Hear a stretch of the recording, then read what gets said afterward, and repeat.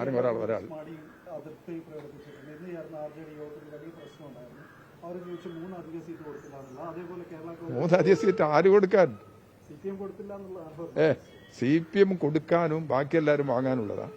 CPM ഇടതുപക്ഷ ജനാധിപത്യ മുന്നണിയിലെ ഒരു പാർട്ടിയല്ലേ. ഇടതുപക്ഷ ജനാധിപത്യ മുന്നണിയിലെ ഒരു പാർട്ടി എന്നുള്ള നിലയ്ക്ക് CPIM അതിന്റെ നിലപാടെടുക്കുന്നു. അതല്ലാതെ CPMന്റെ കൈവശമുള്ള എല്ലാ സീറ്റുകളും മറ്റാർക്കെങ്കിലും കൊടുക്കുക എന്നുള്ളൊരു നിലപാട് ഒരു മുന്നണി രാഷ്ട്രീയത്തിൽ തുടരാൻ കഴിയുന്നതല്ല. ഇതിൽ കേരള കോൺഗ്രസ് RJD ഇന്നത്തെ മീറ്റിംഗിന്റെ പേര് എനിക്കറിയില്ല. അവർ ഇടതുപക്ഷ ജനാധിപത്യ മുന്നണിക്കകത്ത് വളരെ സഹായകരമായ നിലപാടാണ് അവർ സ്വീകരിച്ചത്. കേരള കോൺഗ്രസ് നിലപാടാണ് സ്വീകരിച്ചത്. അവർ 12 സീറ്റിലാണ് കഴിഞ്ഞ തെരഞ്ഞെടുപ്പിൽ മത്സരിച്ചത്. 13 സീറ്റ് വേണം എന്ന ആവശ്യം അവർ ഉന്നയിച്ചിട്ടുണ്ട്. 13 സീറ്റ് എന്നുള്ളത് കഴിഞ്ഞതിലുള്ള ഒരു കുറ്റ്യാടി സീറ്റ് ഉൾപ്പെടെയാണ് 13 സീറ്റ് അവർ പറയുന്നത്. കുറ്റ്യാടി സീറ്റ് കഴിഞ്ഞ തവണ തന്നെ മുന്നണിയിലുണ്ടാക്കിയ ധാരണയുടെ അടിസ്ഥാനത്തിൽ CPM മത്സരിച്ച സീറ്റാണ്. അവിടെ ജയിക്കുകയും ചെയ്തിട്ടുള്ള സീറ്റാണ്. ഇപ്പം CPMന്റെ കൈവശമുള്ള സീറ്റാണ്. ഓരോ പാർട്ടിയുടെയും കൈവശമുള്ള സീറ്റിൽ ഈ തവണ ഇടപെടേണ്ടതില്ല, തൊടേണ്ടതില്ല എന്നൊരു പൊതു നിലപാട് ഇടതുപക്ഷ ജനാധിപത്യ മുന്നണിക്കകത്ത് സ്വീകരിച്ചിട്ടുണ്ട്. അവർ കൂടുതൽ സീറ്റ് ചോദിക്കാൻ അവർക്ക് അവകാശമുണ്ട്. ആ സീറ്റെല്ലാം അതൊരു സ്വാഭാവികമായുള്ള ഒരു ചർച്ചയിൽ ഉയർന്നു വരുന്ന ഒരു പ്രശ്നങ്ങൾ എന്ന നിലയിൽ മാത്രം കണക്കാക്കിയാൽ മതി. അതിന്റെ മറ്റ് വിശദാംശങ്ങളിലേക്കൊന്നും ഞങ്ങളും കടന്നിട്ടില്ല. അതിന്റെ ഒരു ആവശ്യം ഉണ്ടാവുകയും ചെയ്തിട്ടില്ല. എല്ലാവരും യോജിച്ച് തന്നെ മുമ്പോട്ട് പോകും എന്നാണ് ഞങ്ങൾ പ്രതീക്ഷിക്കുന്നത്. പാലക്കാട് സീറ്റിന്റെ കാര്യത്തിൽ പാലക്കാട് സ്വതന്ത്ര സ്ഥാനാർത്ഥിയാണ് ഞങ്ങൾ ഉദ്ദേശിക്കുന്നത്. അതിപ്പോൾ പറയാൻ പറ്റില്ല. അത് അവിടെ നിന്നാണ്, തിരുവനന്തപുരത്ത് നിന്ന് CPM സെക്രട്ടറിയാണ് പറയേണ്ടത്. CPMനുള്ള സീറ്റാണ് പാലക്കാട്. അതുപോലെ കോഴിക്കോട് ജില്ലയിൽ കൊടുവള്ളി CPMനുള്ള സീറ്റാണ്. കൊടുവള്ളി ആരാണ് സ്ഥാനാർത്ഥി എന്നുള്ളത് ഇപ്പം ഞങ്ങൾ പറഞ്ഞിട്ടില്ല. പാലക്കാടും പറഞ്ഞിട്ടില്ല. 2 സ്വതന്ത്ര സ്ഥാനാർത്ഥികളെ മത്സരിപ്പിക്കണമെന്നാണ് ഞങ്ങൾ ഉദ്ദേശിക്കുന്നത്. അതിനുവേണ്ടിയുള്ള ശ്രമം നടന്നുകൊണ്ടിരിക്കുക. അതുകൊണ്ടാണ് സ്ഥാനാർത്ഥികളെ പ്രഖ്യാപിക്കാതിരുന്നത്. വേറെന്താ വേണ്ടത്? പ്രഖ്യാപിക്കാനുള്ള സീറ്റ് കൊടുവള്ളി, കോട്ടക്കൽ, തിരൂർ, കൊണ്ടോട്ടി, പാലക്കാട് ഇതെല്ലാം CPMന്റെ സീറ്റുകളാണ്.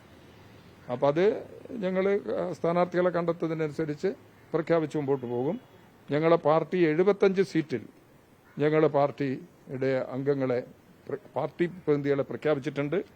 6 സീറ്റിൽ CPMന്റെ സ്വന്തം സ്ഥാനാർത്ഥികളെയും പ്രഖ്യാപിച്ച് കഴിഞ്ഞിട്ടുണ്ട്. 75, 6, 81 ഇപ്പോൾ പറഞ്ഞു കഴിഞ്ഞ് 86 സീറ്റിലാണ് ഞങ്ങൾ ആകെ മത്സരിക്കുന്നത്.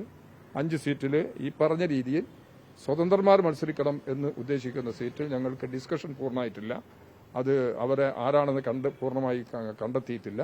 അവരെ കാണാതെയല്ല, എന്നാലും ഏറ്റവും സ്യൂട്ടായ സ്ഥാനാർത്ഥി വേണമെന്നുള്ള നിലയ്ക്ക് അതിനുള്ള ശ്രമമാണ് പാർട്ടി നടത്തിക്കൊണ്ടിരിക്കുന്നത്. അത് അവരാണ് പറയേണ്ടത്. NCP CPMുമായിട്ട് യാതൊരു തർക്കവുമില്ല. അവിടെ NCPയിൽ എന്തെങ്കിലും അഭിപ്രായ വ്യത്യാസങ്ങളോ തർക്കങ്ങളോ ഉണ്ടെങ്കിൽ അത് പറയേണ്ടത് അവരാണ്. NCP ആണ് പറയേണ്ടത്. അത് അങ്ങനെ എന്തെങ്കിലും വിശദീകരിക്കേണ്ടി വന്നാൽ അവർ പറയും എന്നാണ് ഞങ്ങൾ പ്രതീക്ഷിക്കുന്നത്. ഇല്ല, അതല്ല.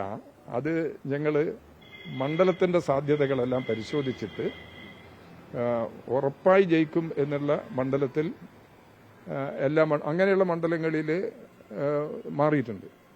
അപ്പോൾ അതുകൊണ്ട് ഇത് ഉറപ്പായി ജയിക്കില്ല എന്നല്ല ഇതിന്റെ അർത്ഥം.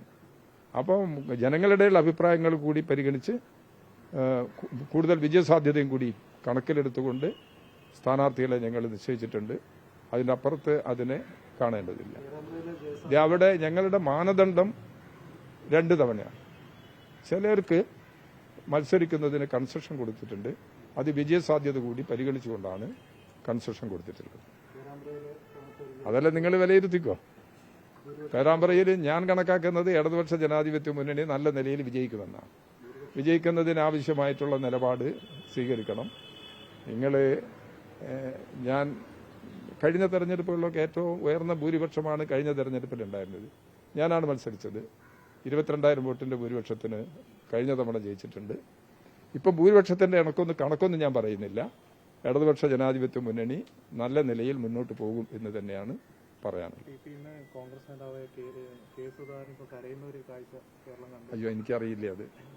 അത് അദ്ദേഹം കരഞ്ഞിട്ടുണ്ടെങ്കിൽ അത് അദ്ദേഹത്തിന്റെയും കോൺഗ്രസിന്റെയും കൂടിയും പ്രശ്നമാണ്.